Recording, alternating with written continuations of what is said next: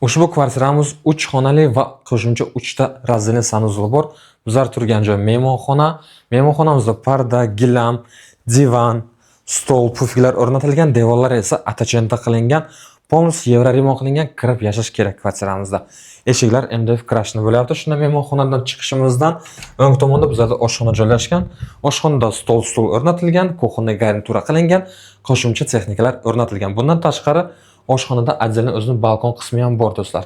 Kvartiramizda dvухконтурный kotel o'rnatilgan, chopli pollar qilingan. Mana bu yerda esa bizlarda birinchi sanuzel, bu yerda bizlarda unitaz, rakvina, ariston joyi o'rnatilgan. Bu yerda esa bizlarda rakvina bilan vanna bo'lyapti, mana shunaqa. Kafelar qilingan do'stlar. 95 kvadrat Ruday ko'chasida joylashgan 3-qavatda orientir Oltin Samarqand restorani bo'lyapti.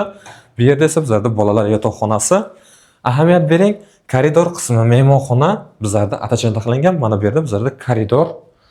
Asosiy kirib kelishimiz eshigi shiftlariga remontaj qilingan. Mana bu yerda katta garderobnaya bor bizlarda. Mana bu yerda esa bizlarda kattalar yotoqxonasi. Kattalar yotoqxonasi ham kattagina qilingan. Kravat, tumbuchka, termos, shifoner, TV zonalar qilib o'tilgan. Kadastr hujjatlari tayyor qaytarib o'taman.